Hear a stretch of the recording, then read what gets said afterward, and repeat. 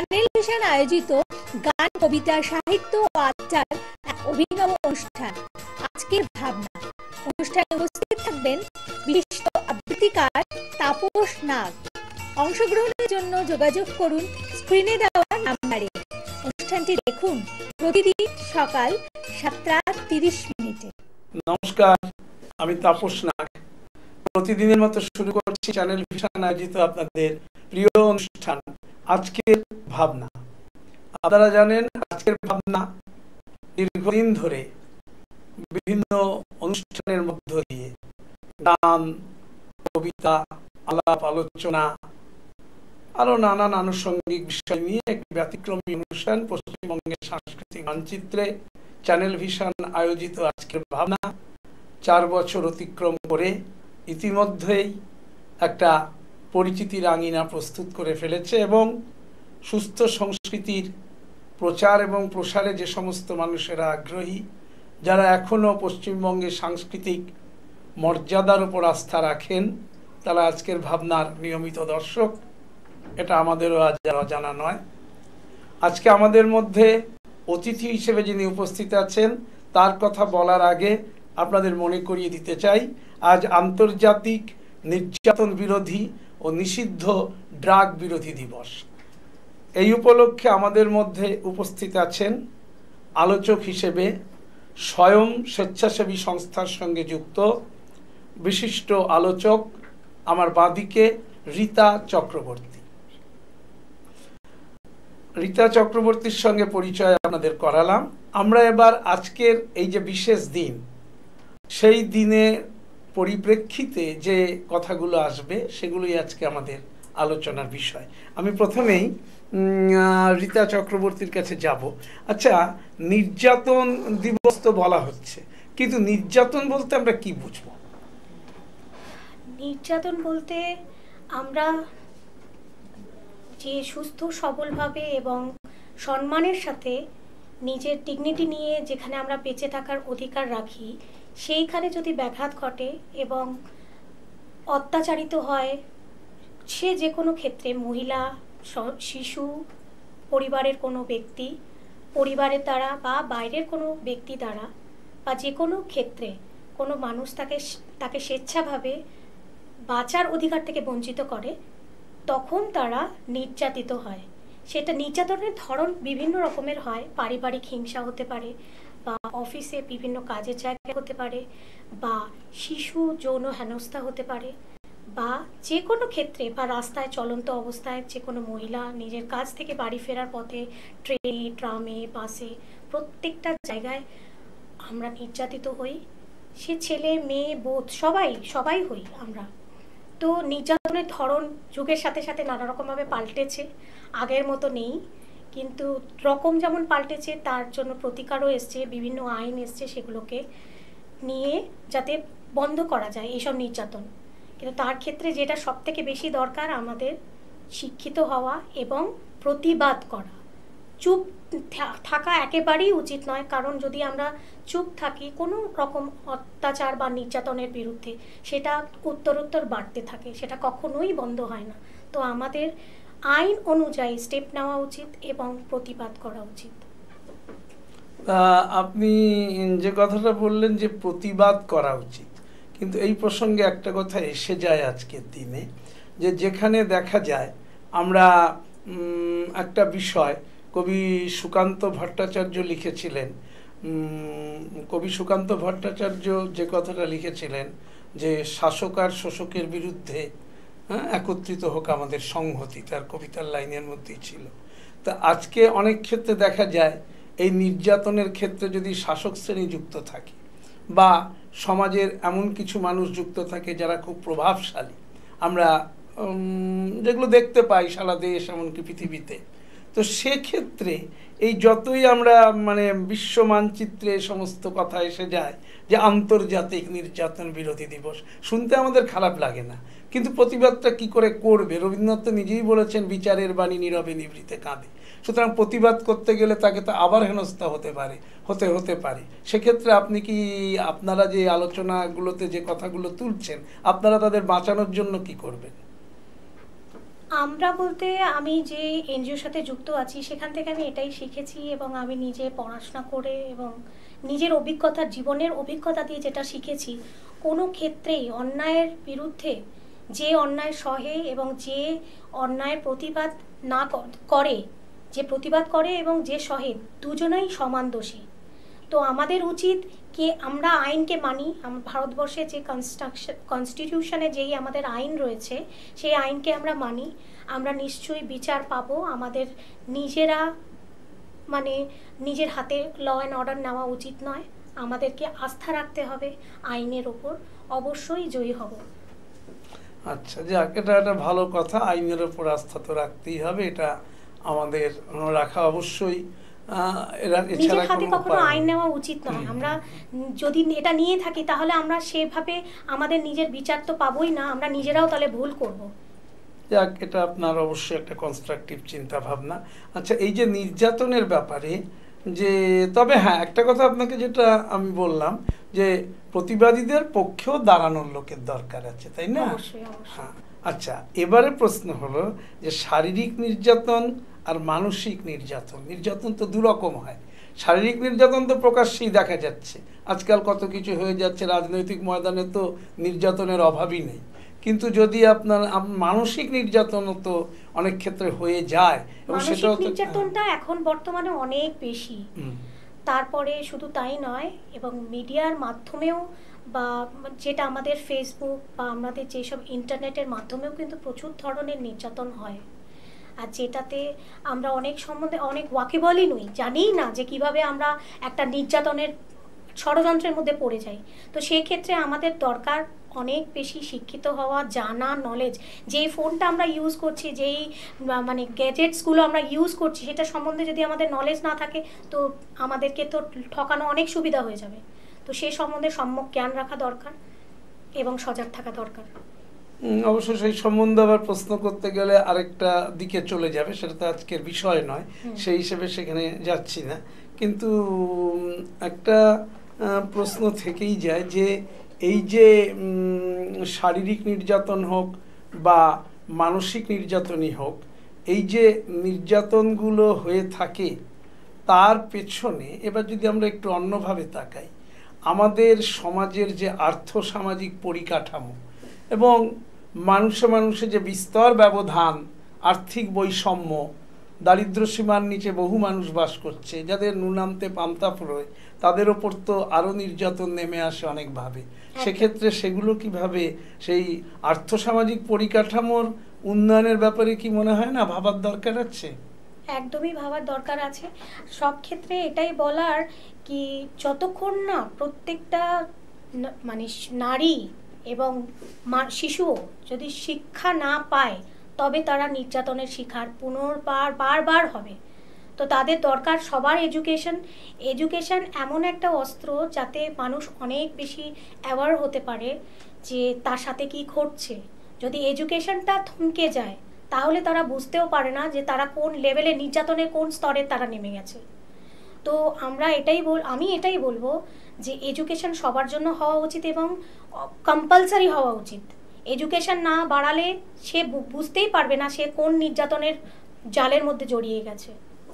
তার মানে আপনি কি বলতে চান যে যারা তথাকথিত অশিক্ষিত, আমি অশিক্ষিত সেই অর্থে বলবো না, আমরা যখন এডুকেশনকে একটা মানে কনসেপ্ট এমনভাবে দেখব যে এডুকেশনটাকে যখন আমরা মানে একটা বড় কনসেপশনের মধ্যে দেখব, তখন তো আমরা বলবো যে চাষি চাষ করে সেও শিক্ষিত। সুতরাং আমরা তো শুধু এই এডুকেশন দেখব না যে কে কোন ডিগ্রি অর্জন করলে শিক্ষিত, সেটা আমরা বলছি না, সাধারণভাবে বলা যায় না সেটাকে। কিন্তু প্রশ্নটা হলো যে আপনি কি বলতে চান যে তথাকথিত অশিক্ষিত লোকদের উপরই নির্যাতনটা বেশি করে হচ্ছে মনে হচ্ছে? একদমই নয়। না, আপনি যখন, আমি কিন্তু আপনার সঙ্গে কোনো বিতর্কে যাচ্ছি না, আপনি একটু আগে যে কথাটা বললেন যে শিক্ষিত হতে হবে, অর্থাৎ তথাকথিত শিক্ষিত হতে হবে, তো সেটা যদি হয়ে যায় তাহলে কি তার উপর নির্যাতন আসবে না? না, সেটা নয়। শিক্ষা বলতে, এডুকেশন বলতে শুধুমাত্র পুঁথিগত বিদ্যা নয়। এডুকেশন বলতে তাদের হচ্ছে জীবনশৈলী, তাদের আপব্রিঙ্গিং এবং তাদের পেডিগ্রি সব কিছু মিলিয়ে হচ্ছে এডুকেশন। শুধুমাত্র আমি সার্টিফিকেট নিয়ে থাকলো আমার কাছে, অথচ আমি মানুষের সাথে কিভাবে কথা বলতে হয়, কি ব্যবহার করতে হয়, আমি সেটাই জানলাম না, সেই শিক্ষার কোনো মূল্য নেই। আচ্ছা, কিন্তু বন্ধ করা যাবে কিভাবে? আমরা এমন কি কি প্রপোজাল? এটা একটা দীর্ঘ মেয়াদি প্রসেস। আমি চাইলেই রাতারাতি সব মানুষরা শিক্ষিত হয়ে যাবে না, তো এর মধ্যে প্রসেস এটা চলতেই থাকবে। তো কিন্তু হ্যাঁ, আগের থেকে মানুষ অনেক বেশি অ্যাওয়ার হয়েছে আমাদের মিডিয়ার জন্য। আগে মানুষ জানতেও পারতো না যে কত রকমের ধরনের নির্যাতন হয়, কোথায় কোথায় হচ্ছে, কিন্তু এখন মিডিয়া এতটা স্বচ্ছল হওয়ার জন্য আমরা দ্রুত খবর পেয়ে যাই এবং অ্যাওয়ার হয়ে যাই যে এখানে এই ঘটনাটা ঘটেছে। যাক, আজকে প্রথম থেকেই যেটা বলেছি যে আন্তর্জাতিক নির্যাতন বিরোধী এবং নিষিদ্ধ ড্রাগ বিরোধী দিবস। এইবার প্রশ্ন এসে যায়, কারণ ড্রাগকে তো একেবারে অস্বীকার করার উপায় নেই, তা আজ ড্রাগ বিরোধী দিবস, সেটাও বলতে হবে। তো সেক্ষেত্রে এই যে নির্যাতনের সঙ্গে ড্রাগের কি কোনো সম্পর্ক আছে? হ্যাঁ, কিছুটা বলবো না, অনেকটাই সম্পর্ক আছে। কারণ ড্রাগ একজন সুস্থ সবল মানুষকে পুরো একদম অসুস্থ রোগীতে পরিণত করে, এবং তার যে অসুস্থ আচরণ এবং তার পাশে যারা থাকে পুরো পরিবার, একটা বাড়িতে যদি কেউ একজন মানুষ ড্রাগ এডিক্টেড হয়, পুরো পরিবারটা ডিস্টার্বড হয়ে যায়। কারণ তার অসুস্থ আচরণ, তার অসুস্থ গতিবিধি, সেটা পুরোটা পরিবারকে প্রভাবিত করে। এবার যদি সে তার নিজস্ব পরিবার বা তার সন্তান স্ত্রী থাকে, তারাও তাহলে সেই মাদকাসক্ত যে লোকটি থাকে তার প্রভাবে এসে তারাও ক্ষতিগ্রস্ত হয়। তার যারা নেশা করে তাদের তো নিজের কোনো ভবিষ্যৎ থাকেই না, এবং তার সাথে যারা জুড়ে থাকে তাদেরও ভবিষ্যৎ থাকে না। কিন্তু একটা প্রশ্ন এসে যায় যে নেশা কথাটা তো প্রায় আদিকাল থেকেই আছে, তাই না? নেশা ছাড়া তো কেউই বাঁচতে পারে না। তো নেশাটা অবশ্য কোনোটা কনস্ট্রাকটিভ, কোনোটা ডিস্ট্রাকটিভ, সেটা আলাদা প্রশ্ন। কিন্তু প্রশ্ন হচ্ছে, আমরা ইদানিংকালে যেগুলো শুনি, হেরোইন কি চরস, কোকেন, নানান কিছু শুনতে অভ্যস্ত আমরা, কিন্তু আগে তো মদটাকেও কি তাদের দলেই ফেলা হবে? একদম। কারণ এই প্রত্যেকটা নেশাই মানুষের যে চিন্তা ভাবনা, স্বাভাবিক চিন্তা ভাবনাকে নষ্ট করে দেয়। তাহলে একটা বিষয় তো আমরা খুব দেখেছি, যেহেতু আজকে আন্তর্জাতিক ড্রাগ বিরোধী দিবস, আর আপনি আমাদের মধ্যে নিশ্চয়ই আপনাকে আমরা আমন্ত্রণ জানিয়ে এনেছি শুধুমাত্র আপনার এই বিষয়ে পড়াশোনা বা জ্ঞান থাকার জন্য। তো আপনার থেকে তো পর্দার ওপারে দর্শকেরা নানা কিছুই শুনতে চাইবে। তো মদের নেশাটাকেও যখন তার মধ্যে ধরা হচ্ছে, আমার একটা ব্যাপার খুব অবাক লাগে, যখন দেখেছি এই করোনা মহামারীর সময় লোকে খেতে পাক না পাক, মদের দোকান যখন খুলে যাচ্ছে, সে দেখা যাচ্ছে কোনো বাজারে এত লম্বা লাইন নেই। তো এই যে প্রবণতা, একটা বিশাল প্রবণতা। আমরা বিহারে নীতিশ কুমারকে দেখেছিলাম যে উনি মদকে একেবারেই উঠিয়ে দিতে চেয়েছিলেন। আর করোনাকালে যা দেখলাম, পশ্চিমবঙ্গেও দেখলাম, বা এই যে শুনি, এটা আমার শোনা কথা, আমি এত বিশেষজ্ঞ নই এই ব্যাপারে, যে মদের ওপর নাকি অনেক রাজস্ব আদায় হয়ে থাকে। তো এই যে একের সঙ্গে অপর জিনিসগুলো পরিপূরক হিসেবে জড়িয়ে থাকে। হ্যাঁ, হেরোইন, চরস, সেগুলোর কথা না হয় পরেই আসছি। তো কিভাবে এগুলো, মানে আপনারা যে এটার উপর আন্দোলন করছেন, নড়াচড়া করছেন, এটাকে বন্ধ করবেন, এত অশুভ একটা প্রবণতা যা শক্তি সাংঘাতিক, কিভাবে করবেন? প্রথমত এটা একটা, আমরা বাইরের থেকে আমরা পারবো না পুরোপুরি যে নেশা জায়গা, অ্যালকোহল বিক্রির জায়গা বন্ধ করা বা কিছু, এটা একটা অনেক বড় স্তরে রয়েছে। তো আমরা যেটা করতে পারি, আমরা ঘরের পুরুষদের বা নিজের সন্তানদের আমরা এভাবেই তাদেরকে মানে বলে বড় করতে পারি যে যাতে তারা এমন কোনো নেশা না করুক, সে মদ হোক বা যে কোনো নেশা, যেটা তার জীবনে হানি নিয়ে আসে, এবং সেই প্রভাবটা পুরোপুরি আমাদের নিজের ফ্যামিলির ওপর পড়ে। তো আমরা বাইরের কন্ট্রোল করার থেকে আমরা চাইবো আগে আমরা নিজের বাড়ির লোককে কন্ট্রোল করি, তাদেরকে বোঝাই, তাদেরকে যাতে তারা নেশাগ্রস্ত হয়ে না পড়ে, পুরোপুরি তাদেরকে সেই থেকে বিরত রাখা চেষ্টা করা।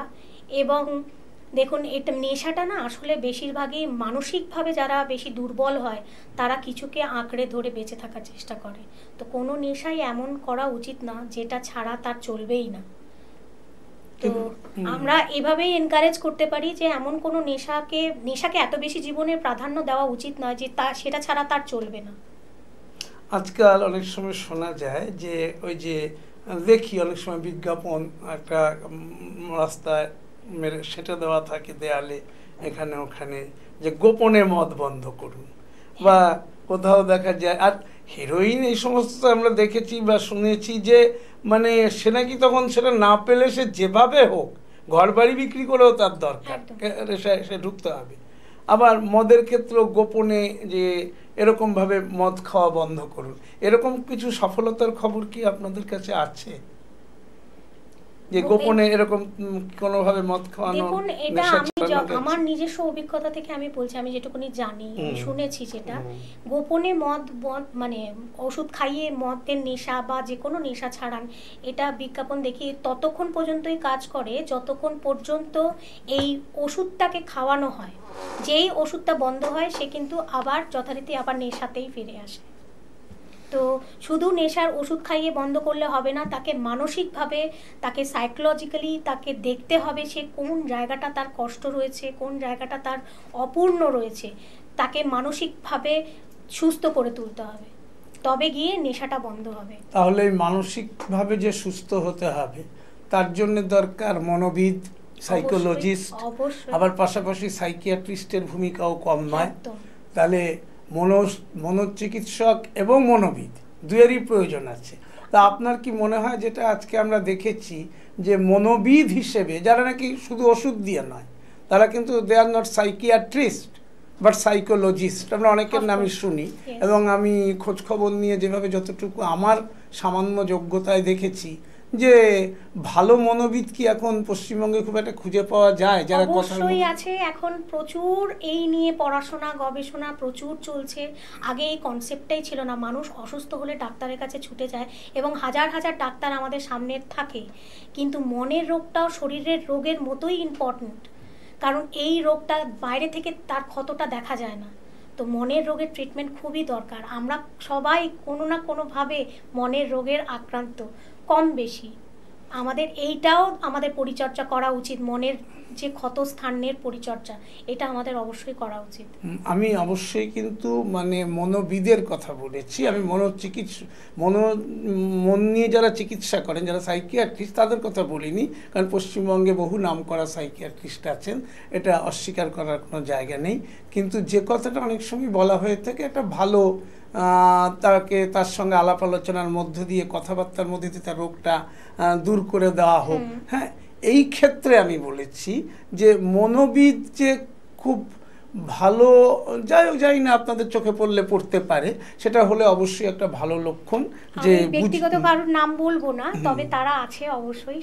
আমি একটা সংস্থার নাম বলছি, সেটা হলো সমীক্ষণী, তারা খুব ভালো কাজ করে, এবং আরও অনেক আছে এরকম, কারণ ব্যক্তিগত নাম বলছি না, তবে এটা আগের থেকে অনেক বেশি চর্চায় এসেছে, আর মানুষ এখন মনের দিকটাও গুরুত্ব দিয়ে দেখছে শরীরের সাথে সাথে। যাই হোক, সেইটার ওপর যদি দেখা যায়, আপনি বলছেন যে এই ড্রাগ অ্যাডিকশানটা কথাবার্তার মধ্য দিয়ে, বোঝানোর মধ্য দিয়ে সম্ভব হয় কমিয়ে দেওয়া। আচ্ছা, এবার যেখানে প্রশ্ন আসছে যে এই যে নির্যাতন, এই নির্যাতনের মধ্যে তো বহু রকম প্রকারভেদ আছে।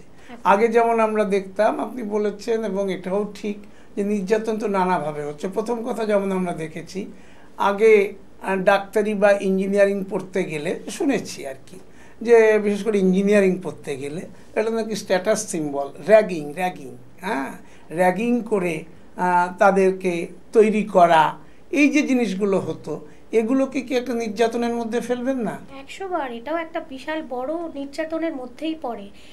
দেখুন, র্যাগিং হলো এমন একটা প্রথা যেটা যুগ যুগ ধরে চলে এসছে। সেটা আপনি পরিবারেও, এই যে শাশুড়ি বৌমার যে সম্পর্কটা, এটাও এক ধরনের র্যাগিং, কারণ তিনি নির্যাতিত হয়েছেন তার শাশুড়ির কাছ থেকে, এবং সেও সেটা মনে করে যে আমিও আমার ছেলের বউকে ছাড়বো কেন, তাকেও এই পরীক্ষা নিরীক্ষার মধ্যে দিয়ে এবং র্যাগিংয়ের মধ্যে দিয়েই যেতে হবে। র্যাগিং কথাটা আমার মনে হয় যুগ যুগ ধরেই চলে আসছে, সেটা যে কোনো প্রতিষ্ঠানেই হোক, যারা সিনিয়র তারা ছোটদেরকে এভাবেই দেখে। আর আপনার কথায় কিছুটা উঠেই আসছে যে মহিলারাই মহিলাদের দ্বারা বেশি নির্যাতিত হন। তাহলে আপনি একটু আগে বললেনই যে শাশুড়ি বৌমার সম্পর্ক যেখানে, আমি এটা প্রসঙ্গতে আলোচনা করলাম, কিন্তু শুধু মহিলারাই মহিলাদেরকে অত্যাচার করে তা নয়, আসলে পুরুষতান্ত্রিক মানসিকতাটা অত্যাচার করতে আরও বেশি সাহায্য করে।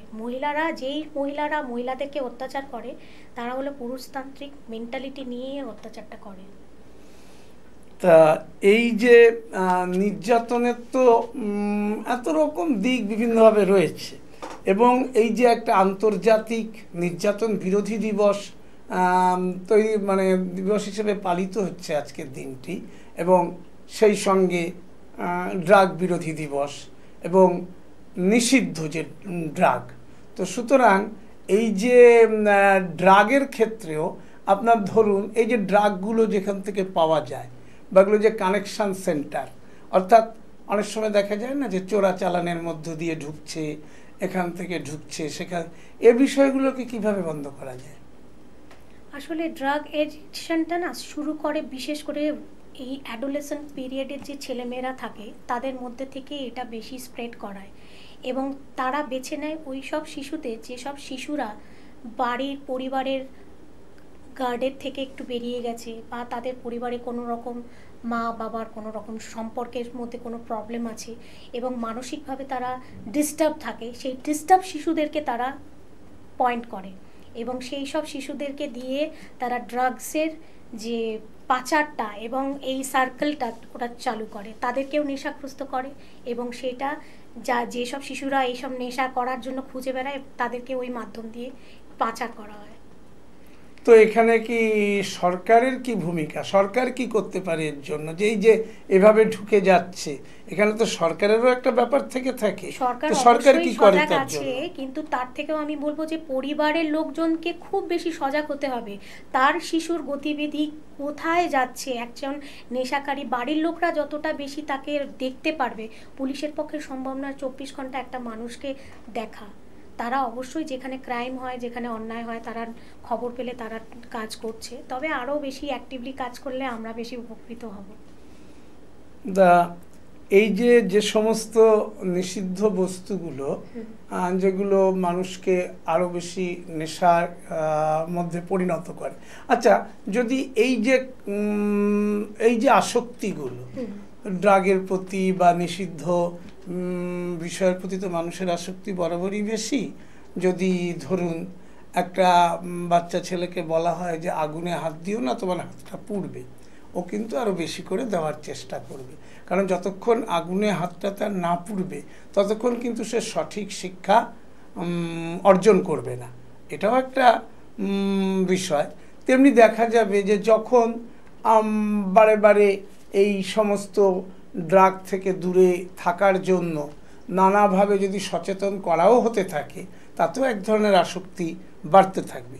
কিন্তু তা সত্ত্বেও মনে হয় কি যে বিভিন্নভাবে সমাজ বা রাষ্ট্র বা প্রতিটি মানুষের দায়িত্ব যে বিরুদ্ধে যে প্রচার গড়ে তোলা, প্রচারমূলক যে সভা সমাবেশ, নানা রকম কিছুর মধ্য দিয়ে, গান বাজনার মধ্য দিয়ে, সংস্কৃতির মধ্য দিয়ে মানুষ যে বিষয়গুলো চায় সেগুলো নিয়ে কিছু ভাবনা চিন্তা কি আপনারা করছেন না?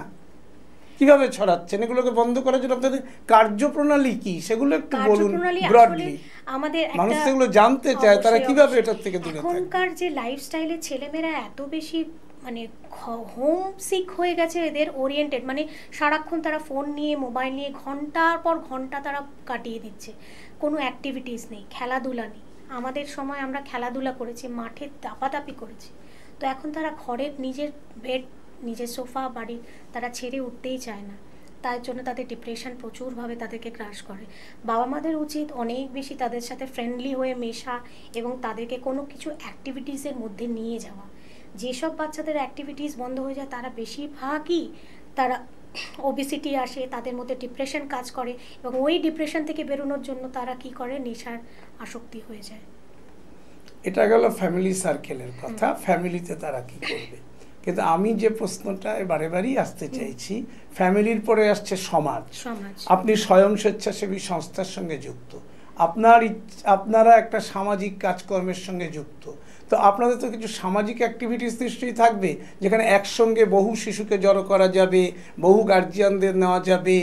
এই কথাটাই আমি বারে বারে আসতে চাইছি। আমাদের বিভিন্ন রকম ওয়ার্কশপ হয় এবং সেখানে আমাদের সেগুলো সম্পর্কে বলুন, কোথায় হয়, কিভাবে হয়, যাতে ফ্যামিলিতে কিভাবে ভাঙন যাতে সৃষ্টি না হয় এবং তারা যাতে ফ্যামিলিতে কিভাবে তাদেরকে কাজ করতে হবে, এবং হাজব্যান্ড ওয়াইফ দুজনকে নিয়ে কাউন্সেলিং করা হয় ফ্যামিলিতে। এবং আমরা মাসভাবে আমরা যখন নারী এই আন্তর্জাতিক দিবসে আসি, আমরা যে কোনো প্রোগ্রামে আমরা একত্রিত হই এবং সেটাতে আমরা বড়োভাবে প্রচার করি যাতে শিশু, মহিলা বা কোনো পরিবারের লোক এভাবে কোনো রকম এফেক্টেড না হয়, আর তারা যেন নেশা থেকে দূরে থাকে, কারণ নেশা একটা পুরো পরিবারকে নষ্ট করে দেয়, তারপরে তো সমাজকে নষ্ট করেই। এটা বুঝলাম, কিন্তু প্রশ্ন হচ্ছে যে আপনারা যে কাজগুলো করছেন তার তো কিছু পজিটিভ কিছু নিশ্চয়ই উঠে এসছে, তো দু চারটে পজিটিভ কথাও যদি শোনান, যেমন কিছু গল্প বা এমন কিছু ঘটনা যেটা অন্তত পর্দার উপরে মানুষেরা দেখতে পায়। কারণ আমরা একটা কথা বলি, example is better than precept. যখন আমি এক্সাম্পলটা ভালো না দিতে পারবো, যেমন আমি একটা কথা অনেক সময় বলতাম যে একটা ক্লাসে যখন গরুর রচনা শেখানো হয়, আমরা যদি ক্লাসে একটা টিচিং এইডস হিসেবে গরুটাকেই নিয়ে যাই, তাহলে ছাত্রছাত্রীর বুঝতে সবচেয়ে বেশি সুবিধা হবে গরু রচনাটা শিখতে। তেমনি আপনি যখন কিছু উদাহরণ তুলে ধরবেন, আপনাদের তো একটু উদাহরণ দেওয়ার দরকার আছে। আমাদের মানে যারা স্বয়মে যেসব মেয়েরা এসছে তারা অনেক ক্ষতিগ্রস্ত এবং খারাপ অবস্থায় তারা এসেছিল। তাদের সময় সময় তাদের কাউন্সিলিং করানো এবং তাদের পরিবারকে নিয়ে বসা, তাদের সাথে মিটিং করা, এবং তাতে অনেক সুফল হয়েছে। যেই বিষাক্ত পরিবারে যেই মেয়েটা যদি থাকতে না চায়, তাকে আইনি সহায়তা করা, তার জন্য দিদিরা প্রচুর করে, হেল্প করে এবং তাদেরকে সাপোর্ট দেয় মেন্টালি, তাদেরকে নানা রকমভাবে মানসিকভাবে তাদের গড়ে তোলে স্ট্রং, নিজে যাতে তারা স্বয়ং নির্ভর হয়। তার বিভিন্ন রকম কোর্সের মাধ্যমে তাদেরকে দাঁড় করানোর চেষ্টা করে। ইভেন আমিও একটা টাইমে আমি এক পরিবারের সাথে যুক্ত ছিলাম, যখন আমি ওকেও বেরোতে সাহায্য করেছে।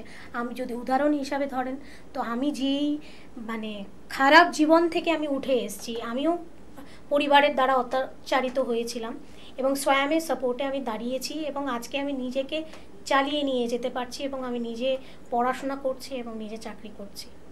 আমি নিজে আজকে অনেক বেশি আগের থেকে আমি ভালো জীবন কাটাচ্ছি। এটা আমার কাছে আমার মনে হয় এটা অনেক বড় উদাহরণ। অর্থ দিয়ে বা সাময়িক হেল্প করে কেউ কাউকে বেশিক্ষণ সাপোর্ট করতে পারে না যদি সে মানসিকভাবে দৃঢ় না হয়। দৃঢ় সংকল্প তৈরি করেছে আমাকে স্বয়ং, আমাকে গঠন করেছে। তো আজকে আমি যা আছি, যেমন আছি, আমি এটা বলবো স্বয়মের অনেক অবদান। আমি নিজে আজকে দাঁড়িয়েছি। সেই কথাটাই আমি বলতে চাইছিলাম, আপনি নিজে একটা উদাহরণ টানলেন, কিন্তু প্রশ্ন হচ্ছে যে আমরা যেমন ধরুন আমরা দেখেছি যে নাবালিকা বিয়ে বন্ধ করা, সেক্ষেত্রে আমরা অনেক উদাহরণ দেখেছি। প্রশাসন যেখানে ঝাঁপিয়ে পড়েছে, খবর পেয়েছে, সেই মেয়েটার গল্প আমি এখন তুলে ধরতে পারবো, আজকের বিষয় সেটা নয়। মেয়েটি এইভাবে গিয়ে সেখানে গিয়েছে, যাওয়ার পরে সে পুলিশের দ্বারস্থ হয়েছে। আমি ঠিক এই ধরনের বেশ কিছু গল্প পেলে আরেকদিন হয়তো আপনার কাছে শোনা যাবে সেই ধরনের এই বিষয়ের ওপর যখন কোনো সময় আসবো। অর্থাৎ আমাদের কিছু স্টোরি দরকার। বিষয়গুলো হচ্ছে অনুষ্ঠানের পরিচালক হিসেবে আমার সবসময় অনুষ্ঠানটা এমন সমৃদ্ধশালী করা উচিত যে আমি সেই চেষ্টাটা করে থাকি যেটা নাকি অন্তত এমন ধরনের আলোচনা মানুষ পায়নি, এবং সবসময় example that will best by মানে ওটা বেস্ট করবে এক্সাম্পলের ওপর। যত এক্সাম্পল দেবো, এই ঘটনাটা ঘটেছে, অমুক এসছে, তাতে কি হয় আমাদের মানুষের তো বুঝতে সুবিধা হবে। আমাদের দেশের মান, মানুষের মান, তার গুণগত মান, তার শিক্ষাগত মানের পরিপ্রেক্ষিতে জনসাধারণের মধ্যে ছড়িয়ে পড়া, সেটার জন্য বোধহয় আমার মনে হয় বিষয়টাকে আরও সরলীকরণ যদি আপনারা করে বিষয়গুলো মানুষের সামনে তুলে ধরেন, মানুষ অনেক সুন্দরভাবে বুঝতে পারবে। অবশ্যই আমি আপনাকে এই ব্যাপারে কিছু বলার অপেক্ষা রাখি না, কারণ আমি এই বিষয়ে আলোচকও নই। আমি আপনাকে আমন্ত্রণ জানিয়ে এখানে এনেছি। তো যাই হোক, ঠিক আছে, আপনি অবশ্যই মূল্যবান কিছু কথা তুলে ধরেছেন। পর্দার ওপারে যারা রয়েছেন, আমার দর্শক বন্ধুদের উদ্দেশ্যে একটাই কথা, আপনারা আজকের ভাবনা নিয়মিত দেখছেন। নিয়মিতভাবে আমরা চেষ্টা করে যাচ্ছি আমাদের যতটুকু গান বাজনা দিয়ে হোক, কবিতা দিয়ে হোক, আলাপ আলোচনার মধ্য দিয়ে হোক, একটু সমৃদ্ধ যাতে করা যায়। একটা সাংস্কৃতিক দায়বদ্ধতা থেকে চ্যানেল ভিশনের সেই দায়বদ্ধতা আছে, যার জন্য আজকের ভাবনাকে সেই দায়বদ্ধতা পালন করতে হয়। যাক, আমি অনেকক্ষণ আজকে সকালটা আপনাদের সঙ্গে কাটলো, যেরকম প্রতিদিন কাটে। যাবার আগে বলে যাই, আগামীকাল ঠিক সকাল 7:30 আবার দেখতে ভুলবেন না চ্যানেল ভিশন আয়োজিত আপনাদের এই প্রিয় অনুষ্ঠান আজকের ভাবনা। নমস্কার। চ্যানেল ভিশন আয়োজিত গান, কবিতা, সাহিত্য ও আড্ডার এক অভিনব